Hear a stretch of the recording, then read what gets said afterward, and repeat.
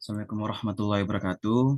Puji syukur kepada Tuhan Yang Maha Esa yang telah memberikan saya kesempatan untuk memaparkan hasil skripsi saya. Yang saya hormati Profesor Dr. Aida Waterangkut MES dan Dr. Muhammad Nur SSI MSI selaku pembimbing. Yang saya hormati Profesor Dr. Hasmawati MSI dan Ibu Jusmawati Masalese SSI MSI selaku penguji. Perkenalkan, nama saya Ferry Milyawan Nugraha, Prodi Matematika. Saya akan memaparkan hasil skripsi saya yang berjudul Prediksi Jumlah Persediaan Produk Semen dengan menggunakan metode Monte Carlo. Rumusan masalah. Untuk menentukan jumlah persediaan semen ke depannya diperlukan optimasi persediaan dengan menggunakan metode Monte Carlo. Berdasarkan uraian tersebut, maka permasalahan yang akan diteliti adalah seberapa besar tingkat akurasi persediaan setelah menggunakan simulasi Monte Carlo. Batasan masalah. Yang pertama, data yang digunakan merupakan data tahun 2020 sampai dengan tahun 2022. Yang kedua, biaya tidak langsung tidak dibebankan terhadap jumlah persediaan. Adapun hasil dan pembahasan, yang pertama pengumpulan data. Data yang diambil merupakan data persediaan tahun 2020 sampai tahun 2022 produk semen Tonasa PT Jaya Mas Utama Makassar. Adapun data persediaan tertera pada tabel berikut. Data jumlah persediaan produk semen tahun 2020 sampai tahun 2022. Yang kedua, kita membuat distribusi probabilitas serta membuat distribusi kumulatif. Untuk rumus persamaannya digunakan sebagai berikut. Distribusi probabilitas dp X sama dengan FI per N, di mana dp X adalah distribusi probabilitas persediaan produk semen Tonasa, FI jumlah persediaan ke I per bulan produk semen Tonasa, N jumlah total persediaan produk semen Tonasa dalam setahun. Kemudian distribusi kumulatif DKX sama dengan DPX tambah DP kurang 1X. Di mana DK adalah distribusi kumulatifnya tersendiri persediaan produk semen Tonasa ke I. Kemudian ini hasil perhitungannya. Data hasil proses perhitungan tahun 2022. Untuk mendapatkan distribusi probabilitas tadi, DPX sama dengan FI per N, di mana FI adalah persediaan per bulan, di mana 24.029 dibagi sebagai contoh 24.029 dibagi 351.820 menghasilkan 0,07. Begitupun dengan bulan-bulan selanjutnya. Bisa kita lihat pada tabel 2. Pada bulan September dan Oktober memiliki distribusi probabilitas yang sangat besar yaitu 0,11, di mana peluang yang terjadi akan semakin besar dibandingkan dengan bulan-bulan yang lain. Sedangkan pada bulan Desember justru memiliki tingkat distribusi probabilitas itu sangat rendah, yaitu 0,04. Setelah itu kita menuju ke distribusi kumulatif, yang dimana hanya menambahkan saja dari distribusi sebelumnya. 0,07 diambil dari distribusi probabilitas sebelumnya 0,07, 0,16 diambil dari 0,09 ditambah dengan distribusi probabilitas sebelumnya yaitu 0,07 menghasilkan 0,16. Begitupun sampai bulan Desember. Kemudian setelah itu kita menentukan interval-intervalnya dari 1 sampai 7 diambil dari seberapa besar distribusi komunitas dari bulan tersebut.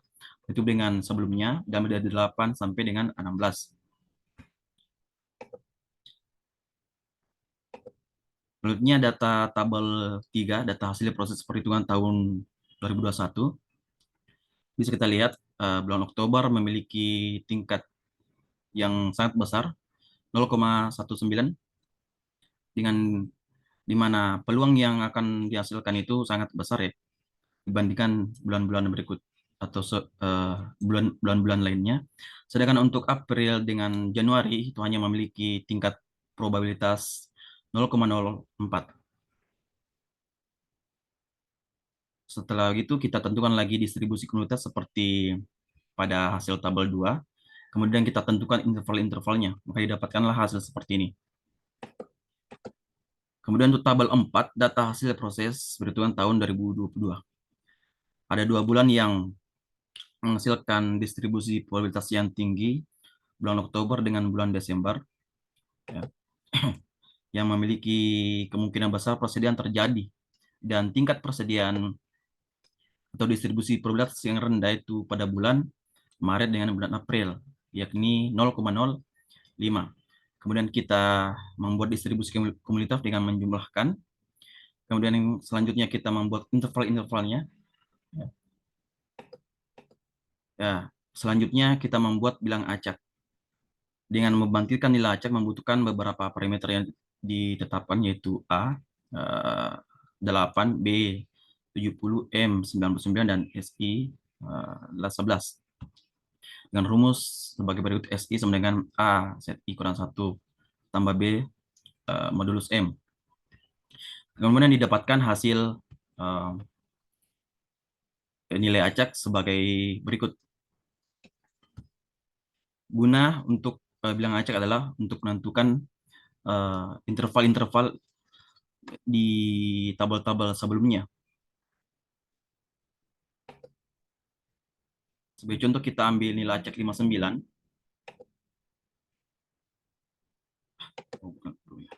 Ya. Kemudian hasil simulasi dan menghitung nilai akurasi, menghitung nilai error dan nilai akurasi menggunakan persamaan sebagai berikut. Epsilon R sama dengan mutlak A kurang mutlak A sama dengan E per A kali 100%, dan akurasinya 100% dikurang epsilon R. Dengan keterangan epsilon R adalah galat relatif atau nilai error tersendiri, ada nilai ekses, nilai asli, sedangkan A nilai hamparan, nilai prediksi.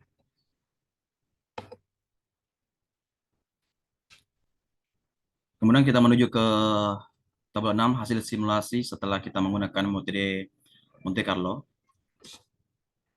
Dapat kita lihat untuk tahun 2021, data asli ada di tahun 2021 ini ada 24.000.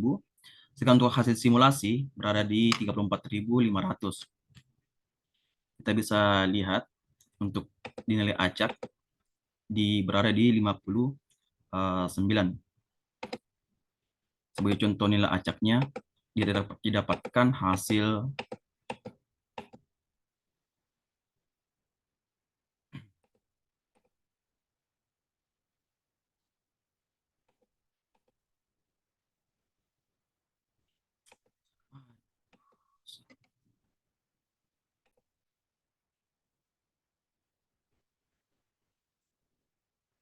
untuk bilangan acak yang pertama tadi kita dapatkan angka 59.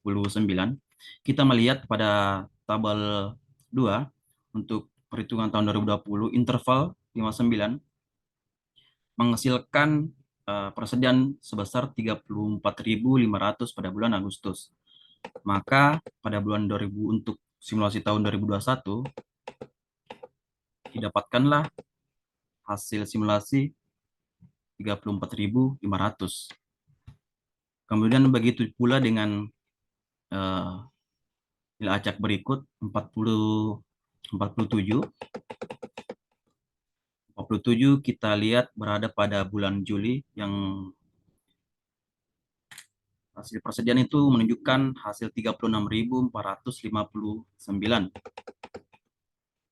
Untuk hasil simulasinya berada 34.459.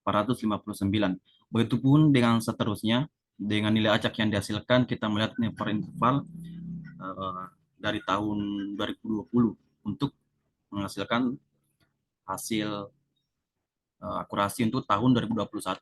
Kemudian kita membandingkan seberapa akurasi dengan nilai yang dihasilkan dengan rumus yang tadi, menghitung nilai error dan nilai akurasi dengan membagikan nilai asli mutlak 24.089 dikurang 34.500 dibagi dengan nilai asli 24.089 dikali 100% menghasilkan 43% untuk nilai errornya sendiri. Sedangkan tingkat akurasinya hanya dikurangi 100% dikurang dengan nilai error tersebut menghasilkan 57%.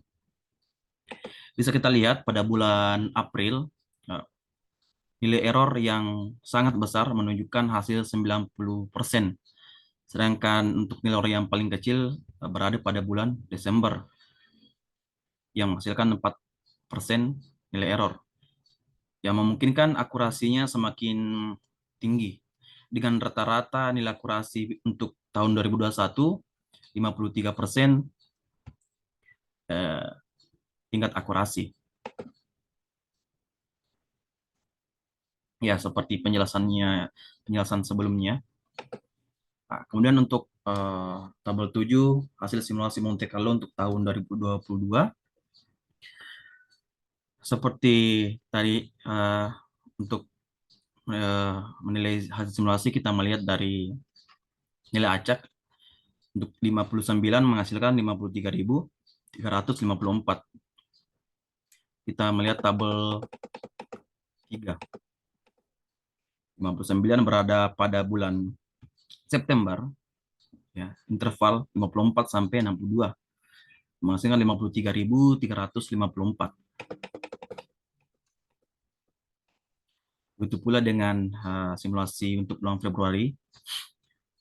Kemudian kita membandingkan data real menghasilkan nilai error, ya, di mana untuk bulan April nilai error yang sangat tinggi menghasilkan 91%, maaf.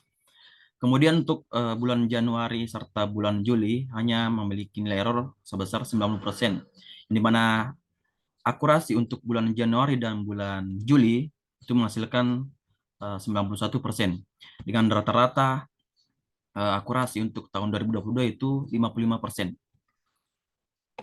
Penjelasan untuk tahun 2022-nya tadi. Nah, dengan untuk tahun 2023, karena data dari tahun 2023 belum ada dan data yang saya ambil cuma tahun 2020 sampai tahun 2022, maka seperti yang dilihat pada eh, tahun 2023 memiliki tingkat kenaikan, ya, pada bulan April dan Mei sebesar 122.532. Kemudian mengalami penurunan lagi untuk bulan Juni 55.400 sampai dengan bulan Oktober. Kemudian meningkat lagi untuk bulan November sebesar 117.827.